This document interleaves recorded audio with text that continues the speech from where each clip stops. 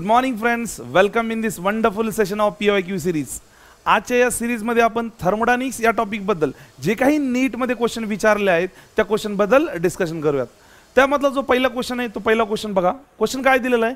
A ideal gas is compressed to half of its initial volume by means of several processes which process result in a maximum work done of the gas. ठीक आहे ना. तर कुठल्या प्रोसेसमध्ये maximum work done होईल असा question विचारलाय. तर consider करा ही PV डायग्राम आहे. या ठिकाणी हे P वर्सेस V ग्राफ आहे. समजा हा P आणि वर्सेस काय बेटा बोल V ग्राफ आहे. तर मी या ठिकाणी दोन व्हॉल्यूम या ठिकाणी फिक्स केले.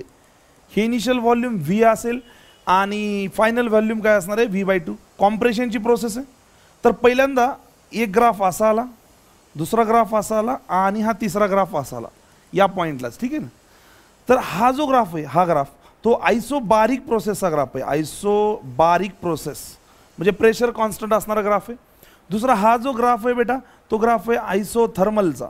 दिस आयसोथर्मलचा ग्राफ असणार आहे. आणि थर्ड जो ग्राफ आहे हा तो असणार आहे ॲडिबॅटिक प्रोसेसचा. ॲडिबॅटिक प्रोसेस. आणि हा जो ॲडिबॅटिक प्रोसेसचा ग्राफ आहे ह्या ग्राफच्या अंडरखाली असणारा जो काही एरिया आहे हा एरिया सर्वात जास्त असणार आहे. हा जो एरिया असणार आहे ॲडिबॅटिक प्रोसेस खाली या ॲडिबॅटिक ग्राफच्या अंडरखाली जो काही एरिया आहे PV कर्ववर तो सर्वात जास्त आहे. आणि P वर्सेस V जर कर्व असेल त्या कर्वच्या अंडरखाली जो काही शेडेड एरिया आहे तो शेडेड एरिया काय एक्सप्लेन करत असतो बेटा बोल वर्डन करत असतो. म्हणजे work done in a compression is maximum for कुठल्या प्रोसेससाठी ॲडिबॅटिक प्रोसेससाठी हे वर्डन सर्वात कसं असतं बेटा मॅक्झिमम असतं. ठीक आहे ना. म्हणजे आन्सर कुठला असणार आहे या ठिकाणी दिल्ली तुमचा आन्सर असणार आहे. नेक्स्ट क्वेश्चन आहे बेटा. ओके नेक्स्ट क्वेश्चन दिलेला आहे या ठिकाणी. क्वेश्चन काय आहे बेटा? A figure below shows two path that may be taken by a gas to go from state A to state C. एक गॅस आहे त्या गॅसला A स्टेट पासून स्टेट C ला जायचं. आता हे करत असताना त्याला दोन वे आहेत. तर त्यांनी पहिल्यांदा हा वे न केला समजा आणि दुसरा way direct A to C हा वे. तो क्वेश्चन त्यांनी विचारलाय in the process of AB ह्या प्रोसेसमध्ये 400 joule of heat is added to the system in the process of BC आणि in the process of BC 100 joule of heat is added. त्यांनी विचारलं heat absorbed by the system in the process of AC. ह्या ACच्या प्रोसेसमध्ये total heat जी absorb झालेली असणार आहे ती total heat किती ॲब्झॉर्ब झाली हा क्वेश्चन विचारला. सॉल्व कसं करणार? तर पहिल्यांदा मी काय करतो A टू B आणि B टू C ह्या टोटल चेंजसाठी म्हणजे A टू C ह्या पॉईंटसाठी internal energy change in internal energy calculate करतो. पहिल्यांदा आपण A टू B साठी या ठिकाणी विचार करू. A टू B साठी मी फर्स्ट लॉ ऑफ थर्मोडायनामिक्स लावला delta Q is equal to delta U plus काय असणार आहे बेटा बोल W. A टू B ही जी प्रोसेस असणार आहे ती असणार आहे isochoric process. This for the isochoric process work done is 0. म्हणजे जेवढी काही हीट सप्लाय झाली ही हीट सप्लाय डायरेक्टली जाणार आहे कशामध्ये जाणार आहे तर इंटरनल एनर्जीच्या चेंजमध्ये जाणार आहे. तर चेंज इन इंटरनल एनर्जीमध्ये कन्वर्ट झाली आणि ती जी व्हॅल्यू असणार आहे ती असणार आहे 400 जूल. ठीक आहे ना. म्हणजे A टू B या प्रोसेसमध्ये change in internal energy of gas ही असणार आहे 400 जूल. आता B टू C साठी आपण विचार करूया. B टू C साठी ज्यावेळेस तुम्ही विचार करत असताल तेव्हा काय येणार आहे तर B टू C ही प्रोसेस आयसोबारिक प्रोसेस आहे कारण प्रेशर कॉन्स्टंट आहे. सर B टू C साठी इक्वेशन लावूया. Sir delta Q is equal to delta U plus काय असणार आहे बेटा बोल W. आता delta Q the value of delta Q किती असणार आहे तर किती हीट सप्लाय केली म्हणाले 100 joule of heat is added to the system. म्हणजे plus 100 is equal to delta U plus work done. Work done म्हणजे काय असणार ह्या B टू C चा अंडरखाली जो काही एरिया हा एरिया टोटल एरिया हा एरिया म्हणजे एक प्रकारचा रेक्टँगल आहे आणि रेक्टँगलचा एरिया म्हणजे ही लेंथ आणि ही काय असणार आहे बोल ब्रेथ. ह्या दोघीचं मल्टिप्लिकेशन. ही लेंथ किती असणार आहे तर 4 - 2 × 10 to the power 2.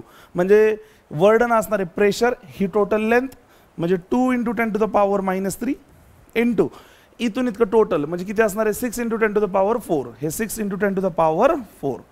मग जर तुम्ही ह्याला सॉल्व केलं हा झाला डेल्टा U प्लस हे कॅन्सल आउट झालं इथं किती यायला बेटा बोल 120. म्हणजे डेल्टा U ची व्हॅल्यू किती यायला लागली -20 ही व्हॅल्यू असणार आहे कशाची चेंज इन इंटरनल एनर्जीची असणार आहे. म्हणजे आता टोटल A टू B आणि B टू C ह्या टोटल प्रोसेससाठी जर विचार केला A to B B to C ह्या टोटल प्रोसेससाठी जर विचार केला तर चेंज इन इंटरनल एनर्जी ही total change in internal energy A to B B to C साठी हे change in internal energy of AB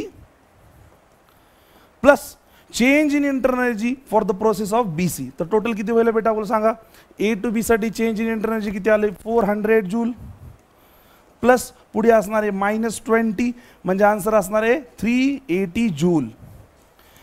A to B, B to C म्हणजे A आणि C ह्या प्रोसेससाठी जो काही चेंज इन इंटरनल एनर्जी असणार आहे ते असणार आहे 380 जूल. आता क्वेश्चन काय आहे इथवर थांबलेलं नाही.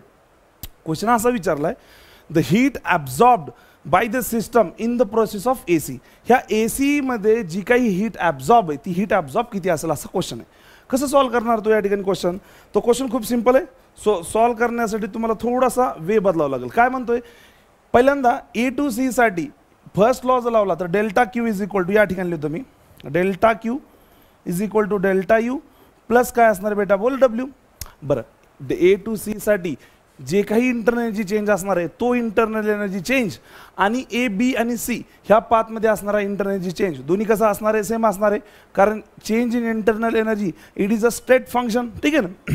म्हणजे इंटरनल एनर्जी चेंज झाला 380 जूल प्लस. आता पुढे काय म्हणतो बेटा बोल या ठिकाणी पुढचा जो पॅटर्न आहे तो वर्डन कॅल्क्युलेट करायचं आहे. हे जे A to C मध्ये वर्डन असणार आहे ती वर्डन म्हणजे हे वर्डन असणार आहे टोटल. हे वर्डन कसं कॅल्क्युलेट करणार पहिल्यांदा तुम्ही हे वरचं वर्डन कॅल्क्युलेट करा. हे वर्डन इथून इतकं हे राईट अँगल ट्रायंगल घ्या आणि त्यानंतर तुम्हाला काय भेटेल बेटा बोल स्क्वेअर भेटणार आहे. पहिल्यांदा राईट अँगल ट्रायंगल आणि नंतर काय मिळणार आहे स्क्वेअर मिळणार आहे. ते जर तुम्ही ॲड केलं हे right angle triangle plus square ह्या जर तुम्ही ॲड केलं तर टोटल जे वर्डन असणार आहे ते टोटल वर्डन असणार आहे या ठिकाणी 80 जूल. हे पूर्ण एरिया जर कॅल्क्युलेट केला तर तो किती येतो बेटा बोल 80 जूल आणि टोटल जे आन्सर असणार आहे तो असणार आहे 460 joule. This is your correct answer. ठीक आहे. तर अशा पद्धतीने आपण हा क्वेश्चन पाहिलेला आहे. चला नेक्स्ट क्वेश्चन बद्दल डिस्कस करू म्हणजे आन्सर असणार आहे या ठिकाणी B. नेक्स्ट क्वेश्चन काय दिलंय बघा. A Carnot engine having efficiency of 1/10 as a heat engine is used for the refrigerator if the work done on the system is 10 joule the amount of heat energy absorbed from the reservoir is. ठीक आहे ना. तर reservoir पासून किती heat absorb करेल असा question विचारलेला आहे. ठीक आहे ना. हे करण्यासाठी पहिल्यांदा जे काही रिलेशन आहे कशामध्ये रिलेशन बेटा बोल तर रिलेशन पाहिलं होतं आपण या ठिकाणी की बीटा इज इक्वल टू ह्याला म्हणतात coefficient of performance of the refrigerator is equal to काय असणार आहे 1 - ईटा डिवायडेड बाय ईटा असणार आहे. ह्या दोघांमध्ये रिलेशन आहे. तर हे 1 - ईटाची जी व्हॅल्यू असणार आहे ती असणार आहे 1/10 डिवायडेड बाय 1/10 म्हणजे ही व्हॅल्यू झाली 9/10 डिवाइड बाय 1/10 म्हणजे आन्सर येते 9. आता क्वेश्चन तुम्हाला विचारले coefficient of performance is equal to amount of heat absorbed from the cold reservoir divided by total work done on the system. सिस्टमवर केलेलं वर्डन ह्या दोघांचा रेशो म्हणजे काय असणार आहे कोइफिशियंट ऑफ परफॉर्मन्स. म्हणजे Q2 ची जी व्हॅल्यू तुम्हाला कॅल्क्युलेट करायची हे Q2 डिवाइड बाय W हे Q2 डिवाइड बाय W. तर मला सांगा कोइफिशियंट ऑफ परफॉर्मन्स दिलेला आहे 9. ठीक आहे is equal to Q2 divided by जे काही वर्डन झाले सिस्टमवर ते किती झाले 10 जूल. हे 10 म्हणजे Q2 ची जी व्हॅल्यू असणार आहे ती असणार आहे 90 जूल. ठीक आहे ना. एवढी व्हॅल्यू असणार आहे कशाची हीट ॲब्झॉर्ब केली. ठीक आहे ना. कोल्ड रिझर्वायर पासून जी काही हीट ॲब्झॉर्ब केली ती असणार आहे 90 जूल. ठीक. नेक्स्ट क्वेश्चन हा थोडं थेरॉटिकल क्वेश्चन आहे. थेरॉटिकल क्वेश्चनमध्ये पहिल्यांदा स्टेटमेंट रीड करा आणि कुठलं स्टेटमेंट करेक्ट आहे ते लॉजिक लावा. ठीक आहे. A gas is compressed isothermally to half of its initial volume. The same gas is compressed separately through the adiabatic process until its volume is again reduce to half. Then question विचारलाय की बाबा एक gas घेतला आणि त्या गॅसला मी compress केलं. ठीक आहे ना. आयसोथर्मली कॉम्प्रेस केलं आणि नंतर ॲडिबॅटिकली कॉम्प्रेस केलं. तर क्वेश्चन विचारला की कुठं वर्डनची व्हॅल्यू मॅक्झिमम असेल असा सिम्पल क्वेश्चन आहे. ऑप्शनला जर तुम्ही गेलात तर वर्डन कुठं मॅक्झिमम असेल. आत्ताच तुम्ही पाहिलं होतं कॉम्प्रेशन जर प्रोसेस असेल एखादी कॉम्प्रेशनची जर प्रोसेस असेल तर त्या कॉम्प्रेशन प्रोसेससाठी इथून समजा ग्राफ सुरू झाला तर हे 2 ग्राफ आहेत असे. जो काही वरचा स्टीफर ग्राफ आहे स्टीफर ज्याचा स्लोप जास्त आहे तो ग्राफ असणार आहे ॲडिबॅटिक प्रोसेस. तो ग्राफ कुणाचा असतो बेटा बोल ॲडिबॅटिक प्रोसेसचा. आणि जो ज्याचा स्लोप कमी तो असतो या ठिकाणी आयसोथर्मल प्रोसेसचा. बरं ज्याचा ग्राफ जास्त त्याच्या अंडर खाली असणारा जो एरिया आहे शेडेड एरिया तो शेडेड एरिया बी जास्त असणार आहे. म्हणजे वर्डन जे असणार आहे ॲडिबॅटिक प्रोसेसमध्ये इन द कॉम्प्रेशन हे कसं असणार आहे बेटा बोल जास्त.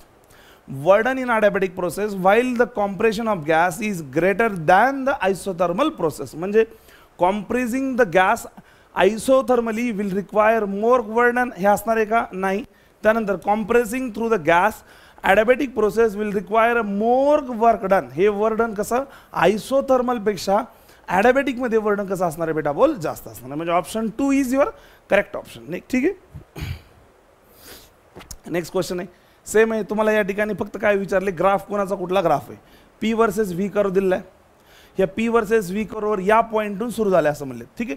3 प्रकारचे ग्राफ आहेत. मी इथे या ठिकाणी प्लॉट करतो. हा एक ग्राफ आहे डाऊनवर्ड साईडला, दुसरा असा ग्राफ आहे, तिसरा थोडासा असा आहे आणि चौथा हा ग्राफ आहे. ठीक आहे. ही फर्स्ट आहे, हा सेकंड दिलेला आहे, हा थर्ड ग्राफ आहे बेटा आणि हा फोर्थ ग्राफ आहे. तर आता एक एक ग्राफबद्दल आपण डिस्कशन करूया. पहिला जो ग्राफ असणार आहे हा ग्राफ कुठला, हा फर्स्ट जो ग्राफ आहे. मला सांगा ह्या फर्स्ट ग्राफमध्ये व्हॉल्यूम चेंज होत आहे का. या ग्राफमध्ये व्हॉल्यूम चेंज होत नाही आहे. जर व्हॉल्यूम जर चेंज होत नसेल तर it is an isochoric process. म्हणजे पहिला जो ग्राफ असणार आहे तो पहिला ग्राफ कोणाचा असणार आहे आयसोकोरिक प्रोसेस. हे आयसोकोरिक प्रोसेसचा ग्राफ आहे. सेकंड जो ग्राफ आहे या ठिकाणी हा सेकंड ग्राफ, हा सेकंड ग्राफ. आता या 2 ग्राफपैकी जो स्टीफर ग्राफ आहे, स्टीफनेस जे जास्त आहे, ज्याचा स्लोप जास्त आहे, ज्याचा उतार जास्त आहे, तो असतो या ठिकाणी ॲडॅबॅटिक प्रोसेसचा. म्हणजे या ग्राफ जो आहे सेकंड ग्राफ त्याचा स्लोप जास्त आहे, म्हणजे तो कुणाचा असणार आहे ॲडॅबॅटिक प्रोसेस असणार आहे. तर ही प्रोसेस असणार आहे ॲडॅबॅटिक प्रोसेस. ॲडॅबॅटिक प्रोसेस. तिसरा जो असणार आहे त्याच्यापेक्षा ज्याचा स्लोप थोडासा कमी, तो जो ग्राफ असणार आहे थर्ड, तो ग्राफ असणार आहे आयसोथर्मल प्रोसेसचा. Isothermal process. आणि लास्ट जो ग्राफ असणार आहे बेटा हा शेवटचा fourth graph, this graph is belong to isobaric process. हे आयसोबारिक प्रोसेस. शेवटचा जो ग्राफ आहे तो आयसोबारिक प्रोसेसचा असणार आहे. म्हणजे ऑप्शन या ठिकाणी जे असणार आहे पहिला जो ग्राफ आहे तो ग्राफ असणार आहे आयसोथर्मलचा, म्हणजे सॉरी पहिला जो ग्राफ आहे तो असणार आहे आयसोबारिकचा, म्हणजे पहिल्याचं जे आन्सर असणार आहे सॉरी आयसोकोरिकचा पहिलं सी. दुसरा जो ग्राफ आहे तो ॲडॅबॅटिकचा दुसरं ए, म्हणजे option A is a correct answer. ठीक आहे. लक्षात आलं बेटा. सर्व एक्सप्लेन केलेलं आहे प्रॉपरली. Next question. हा क्वेश्चन खूप छान दिलेला आहे. क्वेश्चन काय दिला होता, volume of monoatomic gases. The volume of monoatomic gases varies with the temperature T. T टेम्परेचरनं व्हॅरी केले. As shown in the given diagram the ratio of work done by the gas, the ratio of work done by the gas to the heat absorbed by it when it undergoes a change from state A to state B. हे state A पासून state B ला समजा temperature T delta T एवढं temperature change झालं असेल तर work डनची तुम्हाला व्हॅल्यू विचारले. म्हणजे heat absorb sorry work done divide by heat absorb हा रेशो विचारला. पहिल्यांदा आपण वर्क डन बद्दल लिहू. Work done is equal to काय असणार आहे सांगा बरं मला. वर्क डन या ठिकाणी work done equal to P delta V. ठीक आहे ना. पी डेल्टा व्ही म्हणजे या ठिकाणी पी डेल्टा व्हीला काय लिहितात ते बेटा एन आर डेल्टा टी. ही एन आर काय झालं डेल्टा टी. आणि दिस डेल्टा टी जर टेम्परेचर चेंज झाला असेल तर वर्क डनची व्हॅल्यू काय असणार आहे एन आर डेल्टा टी. आता तिथं तुम्ही विचारता सर हा पी डेल्टा वीज फॉर्म्युला का वापरला. 2.303 N R T log of V2 minus V1 P2 minus P1 by P2 हे यूज करता आलं असतं ना. अरे हो रे बाबा, पण या ठिकाणी pressure of the system constant आहे. कसं तर बघा या ठिकाणी P V is equal to N R T. नीट ऑब्झर्व करा. ह्याच्यामध्ये ज्या वेळेस व्ही आणि टी हा ग्राफ प्रपोर्शनल असेल, असा स्ट्रेट लाईन असेल, ह्याचा अर्थ प्रेशर कसं आहे बेटा बोल कॉन्स्टंट प्रेशर आहे. V is directly proportional to T graph आहे ना. म्हणजे इथं प्रेशरची व्हॅल्यू कशी यायला लागली कॉन्स्टंट व्हॅल्यू यायला लागली. म्हणजे हे प्रेशर जर कॉन्स्टंट असेल तर वर्क डन असणार आहे पी इंटू डेल्टा व्ही. म्हणजे व्हॅल्यू आली N R into delta T. हे तुझं वर्क डन आलं. ठीक आहे. आता दुसरी व्हॅल्यू काय विचारली हीट ॲब्झॉर्ब. तर हीट ॲब्झॉर्ब कसं काढता सांगा बरं. Heat absorb in the process is nothing but the delta Q is equal to N C P delta T. N C P काय असणार बेटा बोल डेल्टा टी. मग C P for monoatomic gases. Monoatomic गॅससाठी जी सी पीची value असणार आहे ती सी पीची व्हॅल्यू किती असणार आहे बेटा बोल 5/2 म्हणजे ही N into 5/2 into R into काय झालं डेल्टा टी. आता तुला वर्क डन डिवायडेड बाय कशाचा रेशो विचारला हीट ॲब्झॉर्ब. म्हणजे W divided by delta Q हा रेशो विचारला N R delta T divide by N into 5/2 R into delta T. मग याला जर तुम्ही कॅन्सल आउट करायचा प्रयत्न केला तर N N get cancel, R R get cancel, delta get cancel, म्हणजे 2/5 हे आन्सर असणार. हे तुझं काय असणार बेटा बोल आन्सर असणार. एकदम इझी क्वेश्चन होता. ठीक आहे. चलो नेक्स्ट क्वेश्चन. क्वेश्चन काय विचारलंय बघा. The efficiency of ideal heat engine. Ideal heat इंजिनची इफिशियन्सी विचारले which is working between freezing point and boiling point. Freezing point म्हणजे किती असणार आहे. फ्रीजिंग पॉईंट सांगा बरं. हे 0 डिग्री सेल्सिअस पण ठेवताना केल्विनमध्ये ठेवायचे, म्हणजे 273.15. आणि बॉइलिंग पॉईंट जो असणार आहे तो असणार आहे 100 डिग्री सेल्सिअस. पण आपण जर जे काही इफिशियन्सीचा फॉर्म्युला आहे त्या फॉर्म्युल्यामध्ये आन्सर ठेवत असताना ऑलवेज केल्विनमध्येच अपलोड करायचे, म्हणजे आन्सर असणार आहे 373.15 केल्विन. ठीक आहे. आता ज्यावेळेस तुम्ही हे सॉल्व करत असणार आहेत, efficiency is equal to formula काय असणार आहे, 1 - T2 divided by T1 into 100. हे पर्सेंटेजमध्ये विचारले, म्हणजे हे 1 - T2 ची व्हॅल्यू किती दिली बेटा बोल, सिंक टेम्परेचर 273.15 आणि सोर्स टेम्परेचर दिले 373.15 मल्टिप्लाय बाय काय झालं बेटा बोल 100. म्हणजे जी काही इफिशियन्सी व्हॅल्यू असणार आहे याला जर तुम्ही सॉल्व केलं तर इफिशियन्सी असणार आहे 26.8%. This is the value of efficiency. ठीक आहे ना. म्हणजे 0 डिग्री आणि 100 डिग्री ह्या दोन सोर्स आणि सिंक टेम्परेचरला जर तुम्ही एखाद्या हीट इंजिनला वर्किंग करत असताल तर त्यावेळी जी काही इफिशियन्सी असणार आहे दॅट इफिशियन्सी बिकम्स 26.8%. ठीक आहे. Next question. हां, क्वेश्चन तोच विचारलाय, in which of the following the heat is neither absorbed nor released by the system. System मध्ये हीट येत नाही आणि सिस्टम मधून हीट बाहेर जात नाही. कुठली प्रोसेस असणार आहे, that process is called as adiabatic process. हे डेफिनेशन ऑफ ॲडिबॅटिक प्रोसेस आहे. ठीक आहे. लास्ट क्वेश्चन बद्दल डिस्कस करूयात. क्वेश्चन काय दिलाय बघा, 2 cylinders A and B, 2 cylinder दिलेत, ए अँड बी सिलेंडर दिलेत, which has equal capacities connected to each other via the stop cock. A contains an ideal gas at a standard temperature and the pressure. B is completely evacuated. The entire system is thermally insulated. The stopcock is suddenly open. The process is.